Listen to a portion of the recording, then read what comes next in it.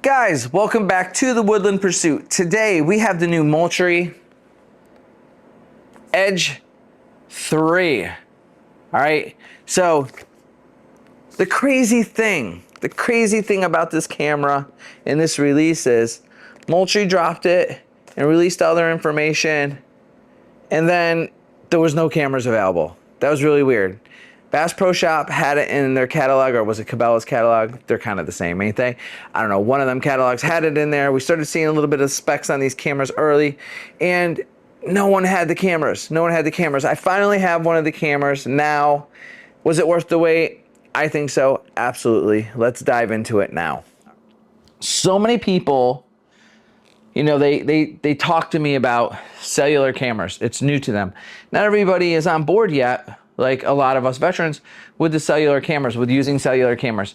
So to explain it to you, whether you're a veteran and still don't understand it, or you're completely new to cellular cameras, one of the biggest perks of using a Moultrie camera has always been that it connects. Right here it says auto connects to all 4 major US networks. That means Verizon, AT&T, whoever else is big, Sprint, I don't know who else. Anyway, T-Mobile maybe. So they connect to the strongest tower in your area. So it doesn't matter if your phone's running AT&T. It doesn't matter if your phone's running Verizon. This thing is going to connect to whatever tower is the strongest, best signal. And it does that for 2 reasons. One, just so it has the best signal, so it can transfer the images no problem. And 2, so it can save you battery life. They do that on purpose. They want to help you with your battery life.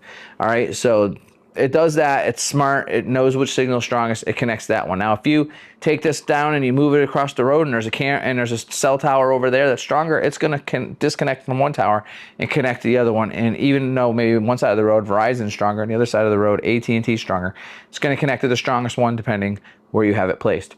And if you move it, it's going to reconnect to the strongest tower. All right, and it doesn't send the picture straight to your phone, so it doesn't matter what carrier you're using for your phone, AT&T or Verizon or etc. Because it sends the pictures straight to Moultrie, and Moultrie organizes them in your library. So when you access your account, it pulls them up in your account in your library. So you have them. So you can pull the pictures up. You can sign into your account through a laptop, through an Android, through an iPhone, whatever, if you have the app. So it's just like you never, like say if you broke your phone, lost your phone, you wouldn't lose your pictures. They're safe on the cloud, so to speak. But the server that is being your cloud that's saving your information is the Moultrie server. So there you're going to have your pictures no matter what. You're not going to lose your pictures. So even if you didn't pay your bill on your cell phone and then they cancel your cell phone, it doesn't matter. You can get on your laptop at the public library and access your photos if you want. All right, so that's always been a thing that's been a game changer, when Moultrie started. All right, now we kind of take it for granted. So now with the Edge 3, we want more features, right? We want the camera to be even better than the Edge 1 and then the Edge 2, even the Edge 2 Pro. All right, so reading off of the box, the Edge 3, all right, it says improved, image resolution. Now you have 40 megapixels. All right, so 40 megapixels, really awesome. That's the standard. The Pro is going to have 50 megapixels, just to let you know right now, kind of like a side-by-side chart. All right, improved on this camera is 1080p. 1080p is great video quality. All right, that's full high definition, FHD. That's what that stands for. 1080p is great video quality. All right. Even better, one step up on the Pro, it's going to have 1440 resolution. That's basically 2K. All right. Trigger speed on this camera is going to be 0.5 seconds. All right. So on the Pro, it's going to be 0.3, just a little bit quicker, but 0.5 on this camera, very good. All right. 100 feet flash detection range. I don't know what it is on the Pro, but 100 feet's far. Most cameras, that I was used to back in the day, they didn't go that far. And then it's going to have a 50-degree field of view. All right, that's just where you can see. And this is going to have a low glow flash. All right, now that's good. A low glow flash is good because it's just some red lights that show up that don't really alert the deer. You can't really see them unless it's nighttime and you're looking straight at the camera, but they don't really illuminate everything around it. It's like an infrared kind of a technology, I think. Don't quote me on that, but it's kind of like that because everything, it doesn't flash. It doesn't illuminate the woods. You can just see the 3 red dots on the front. However, the Pro has no glow. Now, I don't even know what that means. So you just have to see that for yourself. I don't know yet. I don't have the Pro yet. All right, but I do know that's what's in that one. Now, the new features on this camera, and this is one of the things I don't understand why Moultrie did it. I don't understand why they put a lot of these things in this camera this year, because I think they kind of overdid it a little bit. But let's go over that right now. New features: GPS, live aim, Moultrie AI. Huge, huge, huge game changer for the standard camera. All right, GPS, I totally agree. I think it should have been brought into this camera for the standard camera, because now Moultrie has a new partnership with Onyx. And if you know anything about that, when you buy the camera, there's a little sticker right there that'll tell you that you get 3 months free of Onyx. This camera incorporates into the Onyx apps. It will pin it automatically for you if you turn it on in your Moultrie app. It'll also send the pictures to that pin. So when you click the pin in Onyx, it'll pull up all your information about that pin, about the camera, and your photos. So it's actually really cool. I'm using it right now. Moultrie was so awesome to give all of us field representatives a free year of Onyx also, so we can really get dialed into how this works and be able to explain it to y'all in case you have any issues with it or any questions. And it's cool. It's really, really cool so far. I used to use Hunt Stand, so it's all new to me. So like you, I'm learning this because I haven't used Onyx for probably, I don't know, 5 years or something. And so this is all new to me, and it's really intuitive. It's really easy to use, so I like it a lot. Live aim is in this, which is cool. It just connects to your phone. You're able to aim it, you know what I'm saying, with no problems, as long as you're close to it or whatever. You can also aim it with using on demand. This camera also has on demand, so you can do on demand and ask it to send you a picture. It takes a moment or two depending on the service in your area. That works good with aiming it too. You snap a picture, wait for it to send it, move it, whatever. Live aim is more, if I move it, I got instant results of where I moved it. There's a lot less fiddle factor involved in live aim. So you connect it to your phone, you point it where you need to, and then you lock it down and you walk away. It's a lot easier. You used to be able to do it with on demand too, but live aim works better. All right. In the old cameras, I can tell you the live aim, it was a little tricky sometimes. It was a little glitchy sometimes with the old cameras. I use live aim on this one, and it seems to be much better now. Let's hope that my experiences stay consistent, you know, with this experience, and it stays, you know, seamless like it was the last time I used it. All right. Now, this is the thing I don't understand. This is the thing I question about you, Moultrie. Why did you put AI in the standard camera? Because me personally, that was why I bought the Pro versions. I bought the Pro versions to get the AI, to get, you know, the additional, like, let's not get false triggers anymore, because now I'm using smart capture and I can just choose buck, or I can just choose doe, or I can choose buck and doe and human. And I'm not getting squirrels anymore. I'm not getting the light, you know, hitting the rocks or cutting through the trees. I'm not getting the sticks or the branches or the leaves blowing in the wind. I'm not getting false triggers anymore, because AI says, hey, unless it's a buck or a doe or a human, I'm not sending you a picture. So I didn't get any more squirrels. I didn't get any more turkeys, because I didn't want pictures of turkeys. I didn't want coyotes. I just wanted deer. That's in this camera now, and I think that's, I mean, that's like a home run for consumers, because we're getting something in the standard camera that is a game changer thing. Like the one thing in this camera that I love the most, other than the fact that it connects to all 4 major carriers and it works wherever the heck I put it, is AI. AI is the thing. I used to just personally run Pro cameras only everywhere, because, for example, I have an Edge Pro, an Edge 2, actually. Sorry, I can't talk right now. I literally have an Edge 2 right now in the tree over my rope-a-dope that I hung, and I'm constantly getting false triggers with it. It's not to criticize that camera because it doesn't have AI. That's every camera that doesn't have AI. It's still a great camera, but let's face it, false triggers are part of our reality until now with AI in a standard camera.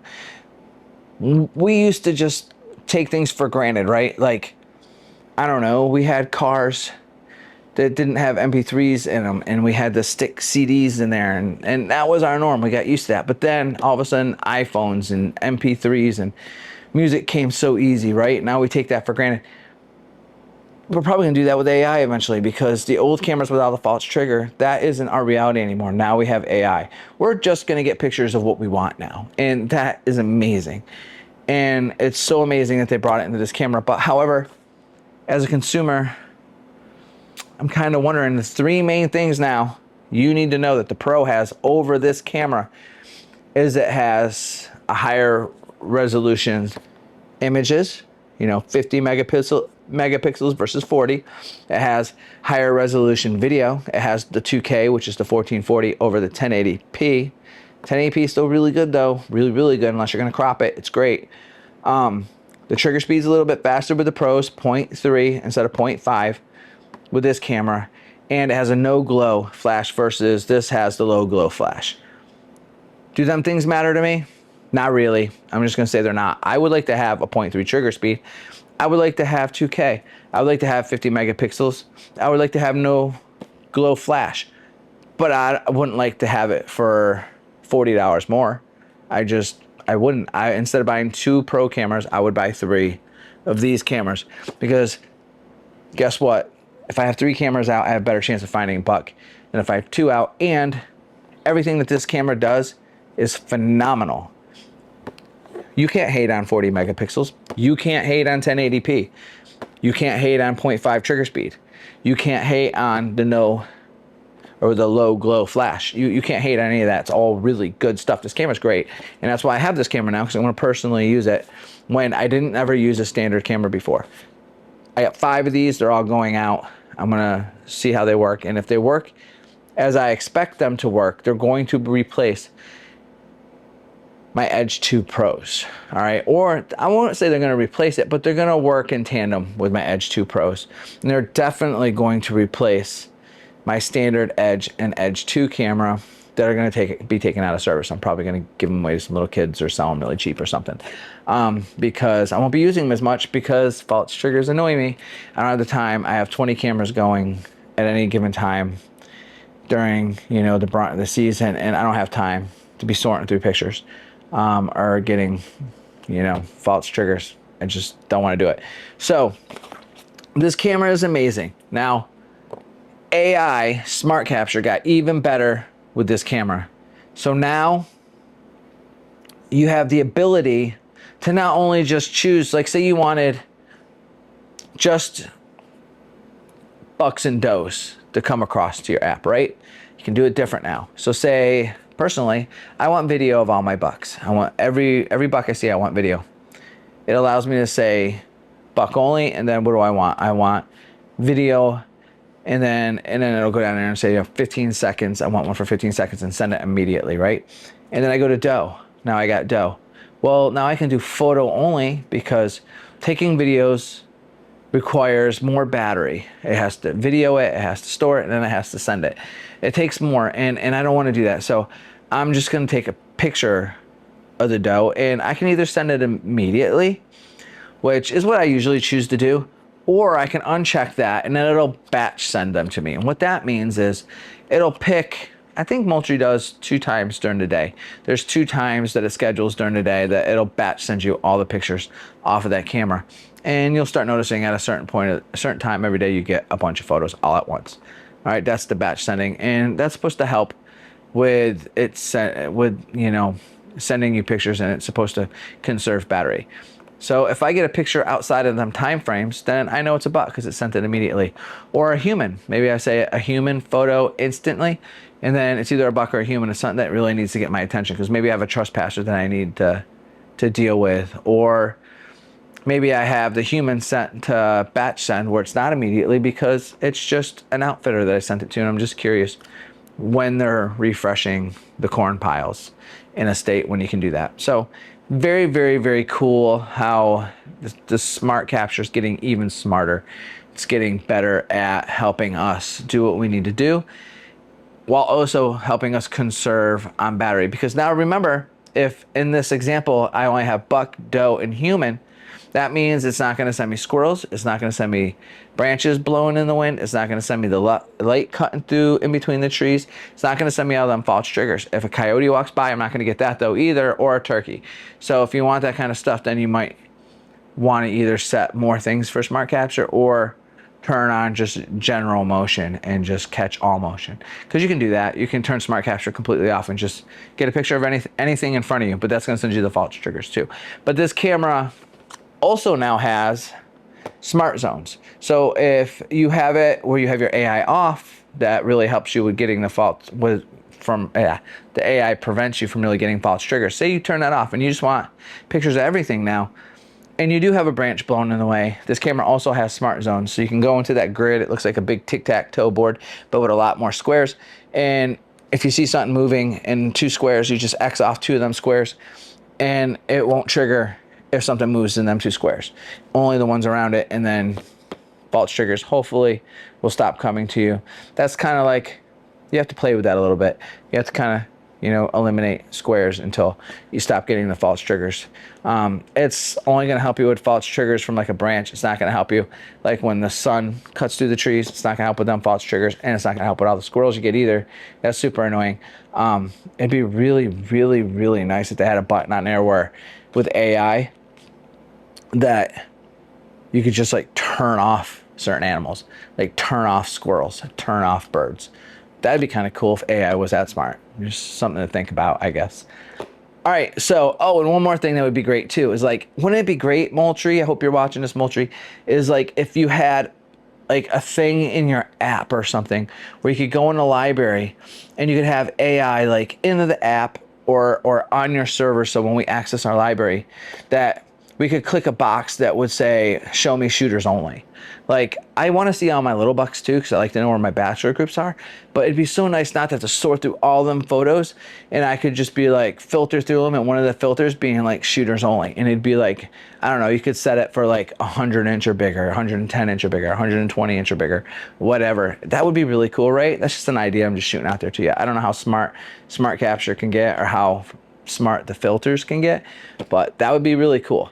Here's a quick note though, when you're activating this camera for the first time, you're taking it out of the box, make sure you activate it like at home where your cell signal is good, because it might want to update the firmware on the device.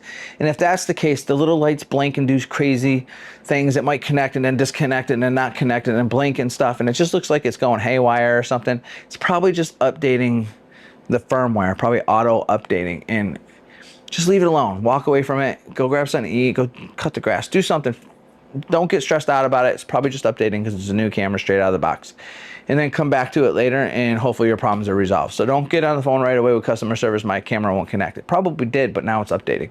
So give it a minute. Don't do that out the woods. That's just my recommendation, because sometimes they cycle, and I feel like they're updating. I don't know that for a fact, but I feel like they're updating it, because after I left it alone and just walked away from it, when I came back later, it was connected, it was fine, and it was sending pictures. Just a note to self. I'm just gonna open it up. Let's look at it. I hate not breaking into my presents. You know what I'm saying? Like Christmas morning, we gotta dive in and dig into it. So I'm gonna bust it open. First thing we have, little Moultrie envelope. We open up the Moultrie envelope to see what's inside. And of course we have a Moultrie sticker. And we have some literature on the Moultrie Connect. Now, I'm not even gonna go over the Moultrie Connect, just an early heads up right now. If you're watching this video looking for information on Moultrie Connect, this is the wrong video. I can't use feeders. I can't feed the deer in my states that I hunt. Well, in my home states. I hunt Kentucky and Ohio, but I don't own them lands through leases, and the landowners or the outfitters, they do all that there. But where I can hunt, where I could utilize something like this, it's illegal for me to use it. So I don't know anything about this. So this is the wrong video if you want information on the Moultrie Connect. I know a little bit about it, and it's absolutely cool. You can control your feeders from your camera because they connect, hence Moultrie Connect. It's very cool. If you're gonna have feeders, definitely check it out. All right, but this ain't the video for that. Google up Moultrie.com or go to Moultrie's YouTube channel, check it out there. All right, so let's open up this camera. So it's in a clamshell, 2-part, holding everything in place, super easy to get into. Of course, we got the little strap that we all know and love. That's very useful and it's very easy to use. And we have the camera. All right. So there we go. The Moultrie Edge 3 camera. And you notice right here, the main thing that you see that's different is the M in the front is black, the Moultrie logo. So here we go. I'll cheese right here. Let's do this. Let's get a better shot. Yeah. All right, here we go. Right here. Let's get into focus.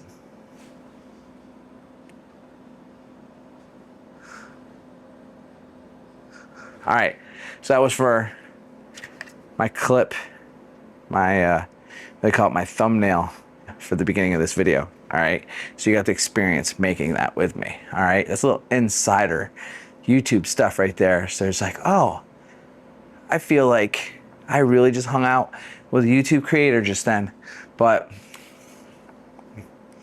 really it's not that exciting. This camera's exciting. So that's what we're here to talk about. Let's talk about it. Looking at the camera, we see how it is. It's just like all the other Moultrie cameras. It looks exactly the same. Going in the app and activating it's going to be exactly the same. I'm going to show the first timers that are seeing this, thinking about getting one of these Moultrie cameras for the first time. I'm going to show them how to run through it. It's super easy. They're great. I love them. Let's take a look at them now. Okay, so sign in to the Moultrie app. When it loads, go to devices here. Hit scan here. Now you're going to scan that QR code inside your front door. And here you're going to click activate device. Once in there, I clicked free here because I didn't want all the extra features, and then I clicked next. I go build monthly. And then I click unlimited, but that's just my preference. You could also do the $10 standard plan. Then click choose unlimited at the bottom. It'll go next.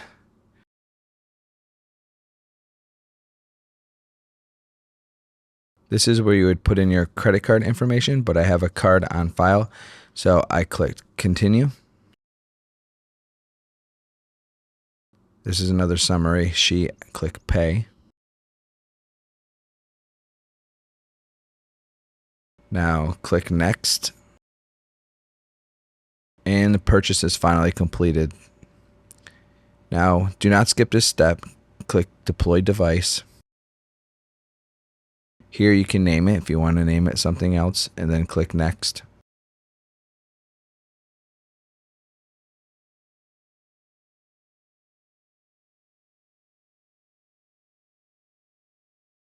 Right here, it's just going through its system settings. Click next. Once again, click next.